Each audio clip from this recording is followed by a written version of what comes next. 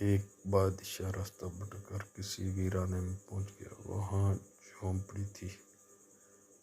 اس جھونپڑی میں رہنے والے شخص نے بادشاہ کی بڑی خدمت کی۔ وہ غریب جانتا بھی نہیں تھا کہ یہ بادشاہ ہے۔ مسافر سمجھ کر خدمت کی۔ بادشاہ بہت خوش ہوا۔ جب جانے لگا تو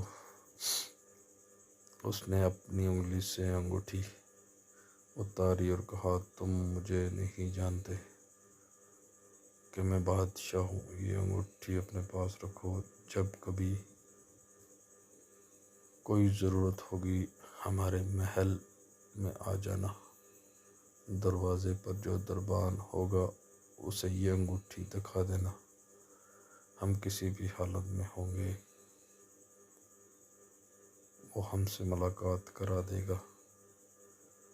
بادشاہ چلا گیا۔ کچھ دن کے بعد اس کو کوئی ضرورت پیش آئی تو وہ دیہاتی بڑے محل گیا۔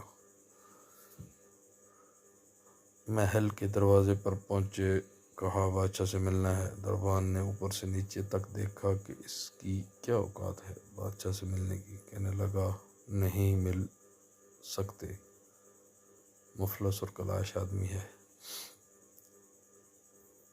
اس دیہاتی شخص نے پھر وہ انگوٹھی دکھائی۔ اب جو دربان نے دیکھا تو دیکھ آنکھیں پھٹی کی پھٹی رہ گئی۔ یہ بادشاہ کی مہر لگانے والی انگوٹھی آپ کے پاس؟ بادشاہ کا حکم تھا کہ یہ انگوٹھی جو لے کر آئے گا، ہم جس حالت میں ہوں گے اسے ہمارے پاس پہنچا دیا جائے۔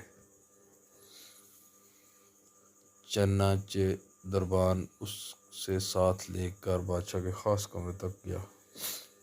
دروازہ کھلا ہوا تھا۔ اندر داخل ہوئے۔ اب یہ جو شخص وہاں چل کر آیا تھا اس کی نظر پڑی کہ بادشاہ نماز میں مشغول ہے۔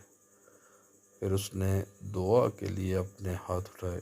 اس کی نظر پڑی تو وہ وہیں سے واپس ہو گیا اور محل کے باہر جانے لگا۔ دربان نے کہا، مل تو لو۔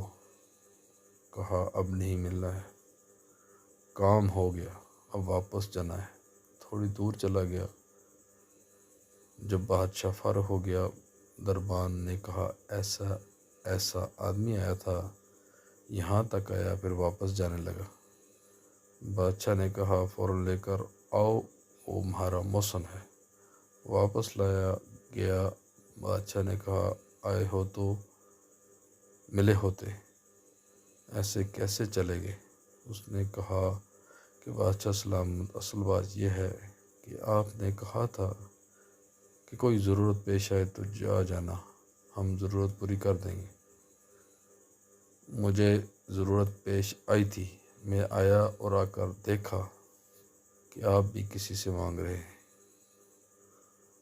تو میرے دل میں خیال آیا کہ وہ بادشاہ جس سے مانگ رہا ہے کیوں نہ میں بھی اسی سے مانگ لوں۔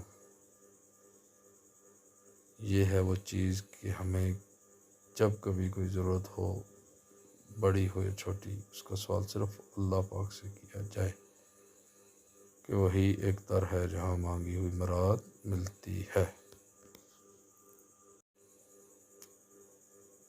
جو چاہے سو مانگیے، اللہ سے امیر، اس در پہ آبرو نہیں جاتی سوال سے۔